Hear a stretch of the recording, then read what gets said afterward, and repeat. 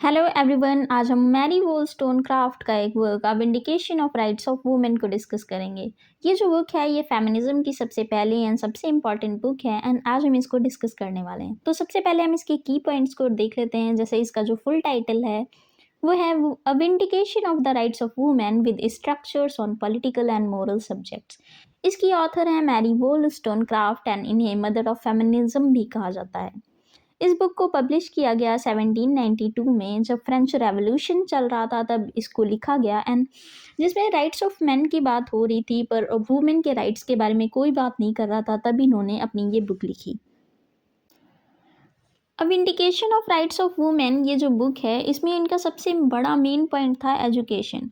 उस टाइम पर जो लोग थे वो कहते थे कि औरतों को मीन्स वुमेन को सिर्फ डोमेस्टिक स्किल्स मीन्स घर के काम आने चाहिए ताकि वो जो मेल हैं उनको खुश कर सकें। लेकिन मैरी वोllस्टोनक्राफ्ट ने कहा कि नहीं, और जो वुमेन्स हैं उनको भी मेल्स की तरह ही रेशनल बनना चाहिए, मीन्स सोचने समझने वाला बनना चाहिए। अपनी बात को समझाने के लिए मैरी वोllस्टोनक्राफ्ट ने अपनी बुक में एक बहुत ही पावरफुल मेटाफर का यूज़ किया। उन्होंने कहा कि जो वुमेन हैं उनको चाइल्डहुड से ही एल्यूरिंग एंड इनोसेंट मीन्स मासूम रहना सिखाया जाता है, जैसे कोई फ्लावर हो जिस सिर्फ सुंदर दिखने के लिए हो। उन्होंने कहा कि हमें मीन्स वुमेन्स को, फीमेल्स को फूल नहीं बल्कि एक ऐसी पर्सनैलिटी डेवलप करनी चाहिए जिसमें अपनी खुद की एक आइडेंटिटी हो। इसमें वो वुमेन को इनकरेज कर रही हैं कि उनको एक ऐसी पर्सनैलिटी डेवलप करना चाहिए जिसमें उनकी खुद की एक आइडेंटिटी हो, खुद की एक थिंकिंग हो, उनकी वॉइसेस हों। एंड उस टाइम के बड़े फिलोसोफर रूसो का मानना था कि जो वुमेन्स हैं उनकी एजुकेशन केवल मेल्स को प्लीज़ करने के लिए, खुश करने के लिए होनी चाहिए। लेकिन मैरी वोllस्टोन ने इस आइडिया को चैलेंज किया एंड उन्होंने कहा कि जब तक एक वुमेन एजुकेटेड नहीं होगी तब तक ना तो वो एक अच्छी वाइफ बन सकती है ना ही मदर बन सकती है, क्योंकि उनके पास दिमाग नहीं होगा, क्योंकि सिर्फ उन इमोशंस होंगे। उस वुमेन के पास सिर्फ इमोशंस होंगे क्योंकि उनको एजुकेशन नहीं मिली होगी। तो उनकी जो सोचने समझने की जो शक्ति है वो एक हिसाब से ख़त्म हो गई होगी, तो उनके पास सिर्फ इमोशन होंगे, दिमाग नहीं।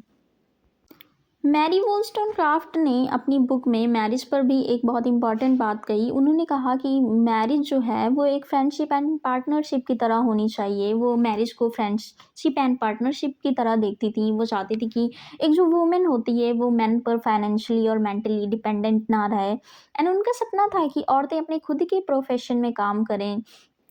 एंड ये जो मैरी वोllस्टोनक्राफ्ट थी उन्होंने 18th सेंचुरी में जो बीज बोया था कि चाहे वो वोटिंग राइट्स हो या एजुकेशन, उनका मैसेज सिंपल था, I don't wish women to have power over man but over themselves. वो ये नहीं चाहती थी कि वुमेन्स के पास मैन से ज़्यादा पावर हो, बस वो ये चाहती थी कि वुमेन के पास कम से कम इतनी पावर हो कि वो एक अपनी खुद की आइडेंटिटी डेवलप कर सकें। वो अपनी एक खुद की उनकी एक खुद की थिंकिंग हो, उनकी उनको एजुकेशन मिल सके। मेनली ये वर्क इन्होंने वुमेन की एजुकेशन के लिए ही लिखा था कि वुमेन को एजुकेशन मिलनी चाहिए। अब हम इस बुक के मेन पॉइंट्स को डिस्कस कर लेते हैं। तो पहला जो मेन पॉइंट है वो रेशनैलिटी एंड इक्वालिटी। मैरी वोllस्टोनक्राफ्ट अपनी बुक में रेशनैलिटी एंड इक्वालिटी की बात करती हैं कि वो मेल एंड फीमेल दोनों को ही इक्वल राइट्स मिलने चाहिए, इक्वल पावर्स मिलनी चाहिए, क्योंकि गॉड ने दोनों को ही सेम बनाया है एंड दोनों को ही सेम थिंकिंग पावर दी है। इसीलिए वो वुमेन्स की इक्वालिटी एंड रेशनैलिटी की बात करती हैं एंड दूसरा जो है वो एजुकेशन सिस्टम को क्रिटिक करती हैं। मैरी ने उस टाइम की जो एजुकेशन सिस्टम था उसको क्रिटिसाइज़ किया है एंड उनका कहना था कि गर्ल्स को सिर्फ टू बी प्लीजिंग मीन्स सुंदर दिखना एंड जो मेल्स हैं उनको खुश रखना सिखाया जाता है। उन्होंने इसे आर्टिफिशियल वीकनेस कहा कि जो वुमेन होती हैं उनको जानबूझकर कमज़ोर बनाया जाता है ताकि वो हमेशा मेल्स पर डिपेंडेंट रहें एंड खुद इंडिपेंडेंट ना बन सकें। एंड तीसरा जो मेन पॉइंट है कि उन्होंने एक मेटाफर यूज़ किया है हॉट हाउस फ्लावर का।